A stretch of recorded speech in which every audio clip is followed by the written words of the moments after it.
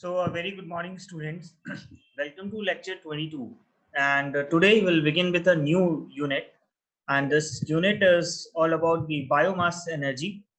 So, the first topic of this unit will be biomass energy. And in this lecture, we will have a brief introduction of the biomass energy that what is biomass energy and from where it has been derived, what are its application and its advantages, its limitations, what are the different forms of biomass energy, how we extract that biomass energy, and how we convert into a useful energy. So we'll have a look towards this lecture through a PPT. So I will be sharing a PPT on the screen, which will be visible to you all for the introduction of the biomass energy.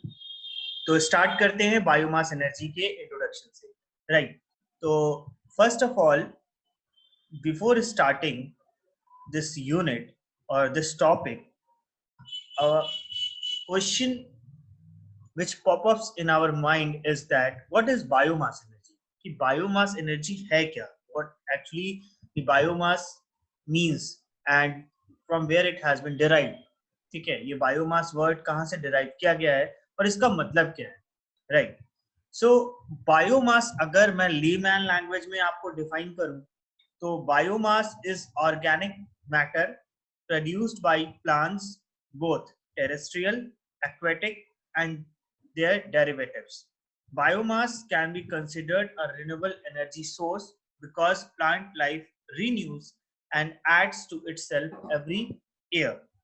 So solar energy से photosynthesis process होता है, photosynthesis से आपका biomass and biomass से energy conversion. So we'll have an introduction about this, and what this introduction says that biomass is organic matter. It is an organic matter produced by plants.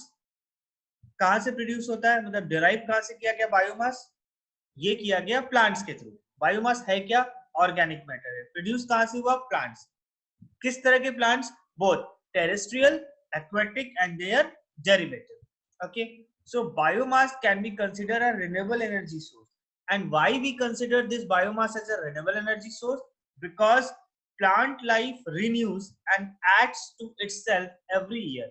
क्योंकि जो आपका plants है जो पौधे हैं वो हर साल रिन्यू करते हैं, राइट? और इसकी लाइफ स्पैन बढ़ती चली जाती है. तो बायोमास जो है, जो हमारा डिराइव किया जाता है टेरेस्ट्रियल और एक्वेटिक प्लांट्स या उसके डेरिवेटिव से, is considered to be a renewable form of energy, right? And how this entire process take place? देखो, जब सोलर एनर्जी की अवेलेबिलिटी होगी तो वहां फोटोसिंथेसिस प्रोसेस होगा. देन दिस फोटोसिंथेसिस प्रोसेस से आपके जो प्लांट्स हैं वो बायोमास ऑर्गेनिक मैटर प्रोड्यूस करेंगे और वहां से फिर वो organic matter energy conversion hoga in the form of a biomass, which is a organic matter. So if we define biomass is organic matter produced by plants, both terrestrial and aquatic and their derivatives. It includes forest crops and residual crops grown especially for their energy content on energy forms animal manure.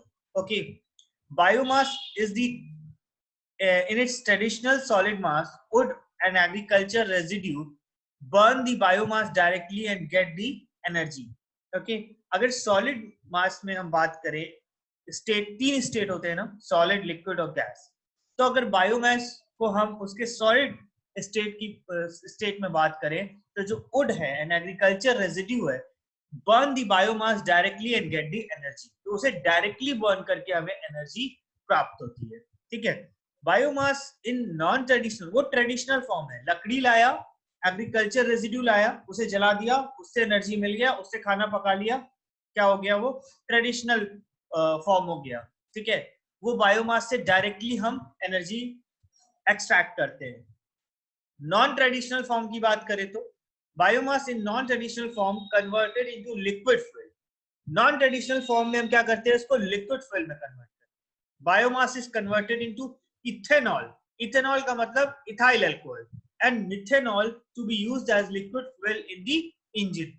ठीक है, traditional form में हम biomass को directly उसके derivatives को लेके आते हैं, एग्रीकल्चर और फूड प्रोडक्ट्स के रेजिड्यू को लेके आते हैं, उसे डायरेक्ट हम बर्न करते हैं और एनर्जी वहां से एक्सट्रैक्ट करते हैं। अब नॉन ट्रेडिशनल फॉर्म में हम उसको लिक्विड फ्यूल में कन्वर्ट करते हैं। ठीक है, और ये लिक्विड फ्यूल दो फॉर्म में हम कन्वर्ट करते हैं, या तो ethanol that is ethyl alcohol, या तो methanol, okay, that is methyl alcohol. Okay, OL ऑल लगा है, OH ग्रुप है, अल्कोहल हो गया, to be used as liquid fuel in the engine, और इसको हम लिक्विड फ्यूल की तरह यूज करते हैं किसमें, इंजन में।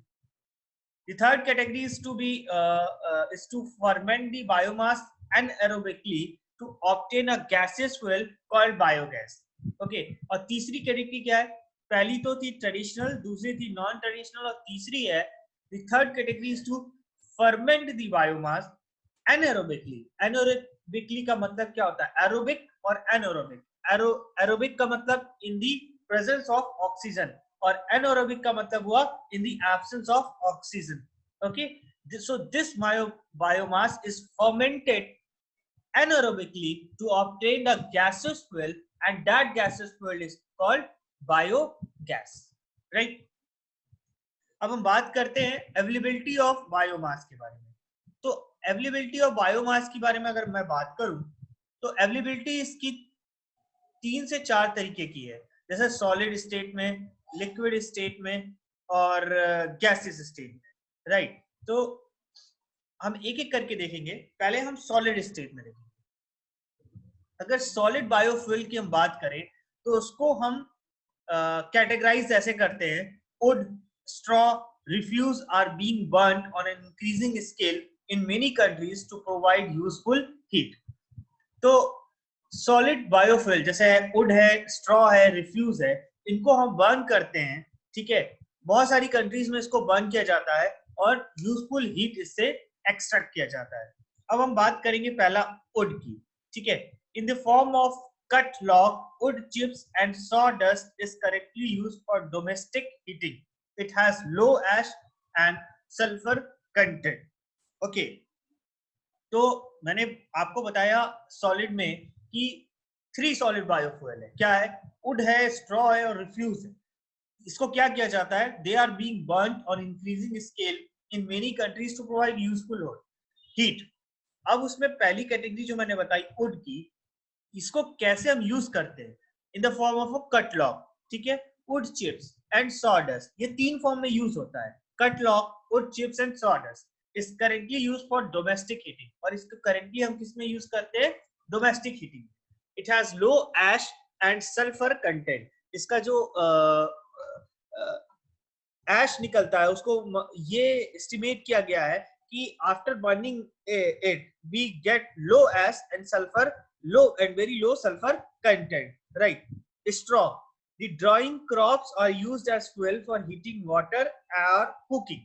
तो स्ट्रॉ को हम कैसे यूज करते हैं, जैसे कि हमने वुड को क्या किया, 3 फॉर्म में लेके आए, cut log, wood chips and sawdust. उसको हम डोमेस्टिक हीटिंग के लिए यूज करते हैं because it has been observed that it has low ash as well as low sulfur content, so it is not very harmful for our health as well as the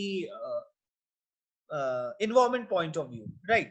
And now coming to the next part, that is straw, that is next form. तो straw में क्या है, the drying crops are used as fuel for heating water or cooking. तो इसको हम किस लिए use किया जाता है, for the heating water or cooking. Municipal refuses, it is for from ideal fuel. Okay, it is messy to handle and has low and variable energy content, on average only about 1/3 that of coal. अगर हम municipal refuse की बात करें तो ये एक ideal fuel है। तो जो आइडियल फ्यूल होता है, ठीक है, वो basically it is very messy to handle. ठीक है, वो एग्जिस्टेंस उसका होता नहीं है जो आइडियल फ्यूल होता है। So it is messy to handle and has low and variable energy, very low variable energy content, on average only about 1/3 that of coal. ठीक है, सॉलिड की तो बात हो गई। अब हम बात करते हैं लिक्विड फॉर्म में। तो alcohol and vegetable oil are now replacing petrol and diesel as transport fuel in several countries, and this process is likely to accelerate as oil prices rise. तो पहला तो हमें पता चल गया कि वुड से हमको बायोमास मिलता है. दूसरा है liquid.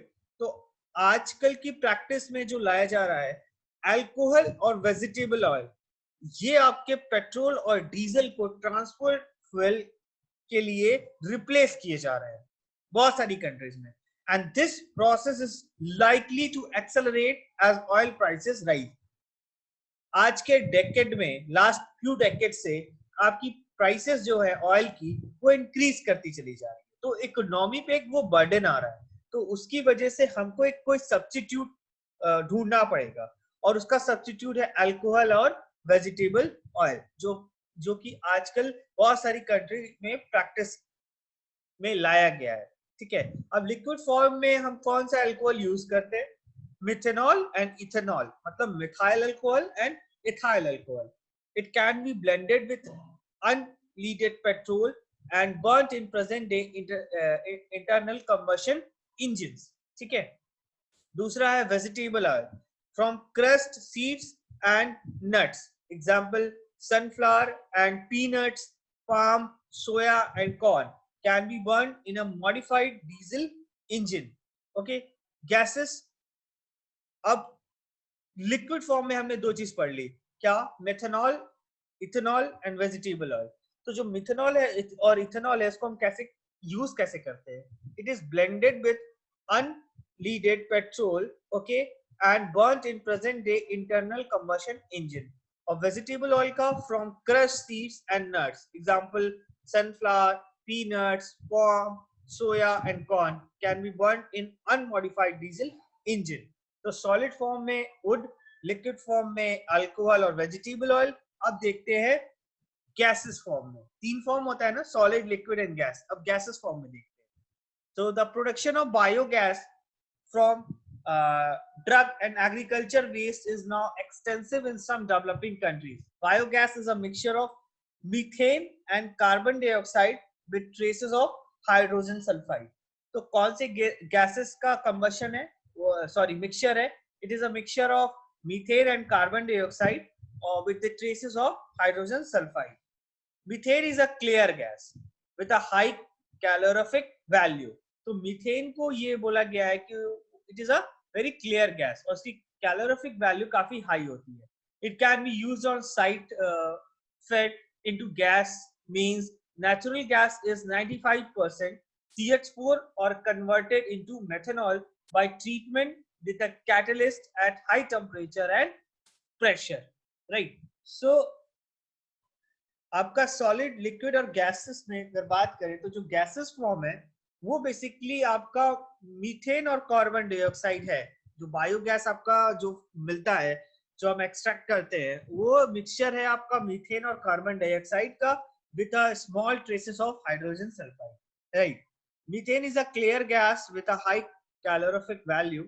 It can be used on site fed into the gas, means natural gas is 95% CH4. जो नेचुरल गैस होती है उसमें 95% आपका मीथेन होता है और converted into methanol by the treatment with a catalyst at high temperature and pressure. Okay, so this is all about the introduction of the biomass. So पहले हमने देखा कि बायोमास क्या है और उसकी अवेलेबिलिटी क्या है. तो बायोमास हमें समझ में आ गया एक ऑर्गेनिक मैटर है जो कि प्लांट्स के से टेरेस्ट्रियल हो या एक्वेटिक हो या उसकी डेरिवेटिव्स हो, उससे हमको वो प्रोड्यूस होता है. राइट. तो ये आपका क्या क्या इंक्लूड करता है? ये फॉरेस्ट क्रॉप्स इंक्लूड करता है, रेजिड्यू इंक्लूड करता है इन्हीं फॉरेस्ट क्रॉप के, crops grown specially for their energy content on energy forms, animal manure. Right. अब बायोमास का जो है तीन फॉर्म है, जैसे कि ट्रेडिशनल सॉलिड मास है, नॉन ट्रेडिशनल फॉर्म है और एक तीसरी कैटेगरी है. तो ट्रेडिशनल सॉलिड मास का मतलब हुआ wood and agriculture residue. Non traditional form का मतलब हुआ converted into liquid fuel such as ethanol and methanol. ठीक है, ethyl alcohol and methyl alcohol. और जो तीसरी कैटेगरी है उसमें हम क्या करते हैं? The third category is to ferment the biomass anaerobically to obtain a gaseous fuel called biogas. ठीक है. अब हम बात करेंगे अवेलेबिलिटी ऑफ बायोमास की. तो अवेलेबिलिटी तीन तरह से, ये तीन फॉर्म में हमको अवेलेबल है, solid, liquid and gas. Solid में क्या है, पहला है 3 solid biofuel, wood, straw and refuse, right.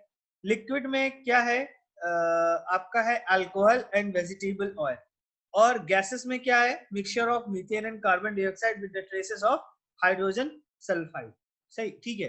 तो ये आपका पहले तो दो चीज आप जान लेने की कोशिश कीजिए कि what is biomass energy and what are the availability of the biomass. ठीक है, तो ये हमारा था बायोमास को समझना पहले कि what is it and what can it do. ठीक है, जब कोई भी चीज आप समझने की कोशिश करो, उसको डिफाइन करने की कोशिश करो, तो वो दो फॉर्म में उसको कैटेगरी करना चाहिए। क्या ला कि व्हाट इट इज इट, क्या है ये, व्हाट कैन इट डू। तो पहले जानते हैं क्या है ये। हमने जाना कि renewable low carbon fuel available through out the UK, a sustainable fuel that can deliver a significant reduction in net carbon emission when compared with fossil fuel। पहली चीज जाना कि ये रिन्यूएबल फ्यूल है, रिन्यूएबल फ्यूल है जिसमें carbon content कम है। दूसरा, एक सस्टेनेबल फ्यूल है जिसमें कार्बन एमिशन और फॉसिल फ्यूल के कंपैरिजन में बहुत कम होता है। तीसरा, biomass includes organic matter like grass, leaves, wood chips, rice husk, peanut cell, sugarcane fiber, sewage, etc. And fuels are sourced from wood, including pellets, chips, and logs. So, first thing we define it. What is it? Renewable है, sustainable है, carbon emission कम है और organic matter है। तो यहां से हम conclusion कई चीज का निकाल सकते हैं कि इको फ्रेंडली है, पोल्यूशन कम होगा, राइट। तो ये दो तीन चीजों का हम कंक्लूजन यहां से निकाल सकते हैं व्हाट इज इट में। और व्हाट कैन इट डू, अब कर क्या सकता है। 20% average rate of return provide. ठीक है, कब, when we say that it is a renewable low carbon fuel available throughout the UK, it means 20% average rate of return is provided. When we say that it is a sustainable fuel that can deliver a significant reduction in net carbon emission when compared with fossil fuel, it means 30 to 50% of the amount you can save on the fuel bills. ठीक है, जब carbon emission कम है इसका मतलब ये हुआ कि 30 से 50% हम अपने फ्यूल ईंधन के बिल पे सेव कर सकते हैं। Okay, beat the oil, gas and electricity prices. Biomass includes organic matter like grass, leaves, wood chips, rice husk, peanut cells, sugarcane fibers, sewage, etc. It means provide all your home or business heating needs. Okay, 5 to 7 years average payback time. ठीक है, तो these are divided into two categories, that is what it is it and what can it do। ठीक है, अब biomass ability या biomass sources, मैंने अभी आपको बताया था तीन फॉर्म में हम इसको डिफाइन किए थे। उसका एक स्कीमेटिक डायग्राम है, solid, liquid and gas. Solid में मैंने बोला आपको वुड, ठीक है, ट्रीज हो गए, ठीक। लिक्विड में मैंने आपको बताया मिथेनॉल एंड इथेनॉल, ठीक। और तीसरा क्या था, गैसेस फॉर्म में। सो ये आपका एक फ्लो चार्ट है, राइट, कि कैसे ये साइकिल आपका कन्वर्ट करके फाइनली बायोगैस प्रोड्यूस करती है। ओके, कैसे agriculture crops and residue, sewage, forestry crops and residue, industrial waste and animal residues as well as municipal solid waste combines together to form a biomass product.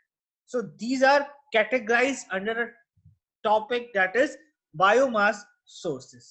ठीक है, अब biomass sources के बारे में तो हो गया। अब हम देखते हैं कि जैसे मैंने अभी आपको बताया ना, सॉलिड, लिक्विड, गैस, तो इसको दो तीन तरीके से और डिफाइन कर सकते हैं, जैसे फील्ड एंड प्लांटेशन बायोमास। तो उसमें क्या क्या आएगा? एग्रीकल्चर क्रॉप रेजिड्यू जैसे crops, stalks, straw, cane, threshes etc. Edible matters from crops, environmentally spoiled grains, pulses, fruits, nuts, spices, seeds and lint. Dedicated energy crops, that is bamboo, plantation debris, that is leaves, barks and trunks, livestock waste from the fields. दूसरा क्या है? Urban waste biomass. उसमें क्या क्या, उसकी category क्या क्या है? जैसे हमने बोला ना कि पहला मैंने बताया ना कि फील्ड एंड प्लांटेशन बायोमास, तो उसमें कौन कौन से फॉर्म इंक्लूड करेंगे उसका क्लासिफिकेशन है। अब अर्बन वेस्ट बायोमास में कौन कौन सी चीजें इंक्लूड की जाएंगी? Municipal solid waste, sewage sludges, kitchen and canteen waste. Industrial biomass में agro industrial processed biomass and their waste, that is husk, oil cake, sugar molasses, hides and skin waste, fruit and pulp debris, sawdust, wood pulp and paper savings, fermented microbial mass etc. Forest biomass में क्या आएगा? Log residue, timber, forest floor, animal carcass. Aquatic biomass में क्या आएगा? Seaweeds, example kelp, fresh water weeds, example water heken, dead fishes, microalgae blooms. Okay, so these are the availability of the biomass in its different form, that is solid, liquid and gas, and what things are included in that biomass availability, it has been discussed, right? अब आगे बढ़ते हैं। हमें biomass के बारे में पता चल गया, फॉर्म्स पता चल गए और उसकी अवेलेबिलिटी भी पता चल गई, और उसकी जो 3 कैटेगरी है उसमें क्या क्या इंक्लूड करेगा ये भी पता चल गया। अब दूसरी सबसे इंपॉर्टेंट चीज है बायोमास कन्वर्जन टेक्नोलॉजी, ठीक है? क्योंकि नॉन कन्वेंशनल एनर्जी रिसोर्सेज में आप एनर्जी को किसी ना किसी फॉर्म में कन्वर्ट करते हैं, right? It is converted in any of other form. It is neither created nor destroyed. It is converted from one of the form to the other form, right? जैसे wind energy को electric energy में convert कर रहे हैं, geothermal में heat energy को electric energy में convert कर रहे हैं। तो कन्वर्जन कोई टेक्नोलॉजी होगी तभी वो कन्वर्ट हो रहा है, ठीक है? जैसे मैंने कल आपको MHD के बारे में बताया, तो उसका एक साइकिल है, open cycle, close cycle, right? So that is a technology behind the conversion into a useful energy. In the same way, biomass has also 2 techniques through which it is converted into useful energy: wet process and dry process. तो wet process और dry process में इसको divide किया जाएगा। तो biomass conversion technology में इसका 2 process है, वेट एंड ड्राई प्रोसेस, ठीक है? ये चीज हम दूसरे लेक्चर में देखेंगे। आज हम एक बार थोड़ा सा इसका रिवीजन फिर से देख लेते हैं, राइट? कि बायोमास क्या है और अवेलेबिलिटी क्या है। तो ये हमने पढ़ लिया है कि बायोमास क्या है और इसकी अवेलेबिलिटी क्या है, ठीक है? एक चीज इसमें और छूट रही है कि यूटिलाइजेशन क्या है, राइट? कि how we utilize this biomass, ये भी बहुत इंपॉर्टेंट है। कौन कौन सी टेक्नोलॉजी है और क्या सर्विसेज ये प्रोवाइड करती है, राइट? सो अगर बायोगैस की बात करें तो energy services provided, cooking, heating, electricity जैसे local pumping, milling, lighting and possible distribution via utility grid. Producer gas की बात करें तो electricity, local pumping, milling, lighting and possible distribution via utility grid and heating. Ethanol और biodiesel की बात करें, vehicle transportation and cooking. Boiler plus steam turbine की बात करें, इलेक्ट्रिसिटी किसके लिए? For industrial processing and heating processes, heat. Biofuel और गैस टरबाइन की बात करें तो electricity for industrial processing, heating process. Properties की बात करें, अगर प्रॉपर्टीज ऑफ बायोमास की बात करें तो सबसे पहली है फिजिकल प्रॉपर्टी। फिजिकल प्रॉपर्टी में क्या आएगा? Moisture content, particle size and size distribution, bulk density and specific gravity, higher heating and calorific value. तो ये इसकी डिफरेंट डिफरेंट प्रॉपर्टीज है, जो कि एक अगर हम सुगर केन बगास की बात करें, उसको 20% मॉइस्चर पे एनालिसिस किया गया और उसमें ये सारे कंपोनेंट पाए गए। जैसे मॉइस्चर उसका 20% था, volatile 65.24%, fix carbon 12.11%, acid 2.65, high heat, that is high calorific value. It has been estimated that the biomass is very clean energy as well as the calorific value is very high. So the calorific value is 19.04. Chemical composition, total ash percent, solvent soluble percent, water soluble percent, lignin, cellulose and hemicellulose. Okay, क्योंकि जो wood है is grouped as either hardwood or softwood. तो जो softwood होता है उसमें cellulose 40 to 45% होता है, और जो हेमी सेल्यूलोज होता है वो 24 to 37% होता है, और लेग्निन जो है वो 25 to 30% होता है।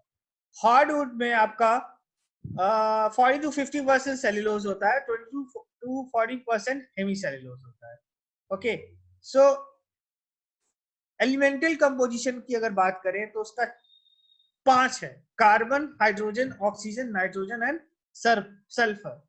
तो carbon is 49.6%, hydrogen is 5.71%, oxygen is 41.08%, nitrogen is 0.21%, sulfur is 0.03%, and ash is your 3.31%. So this is basically your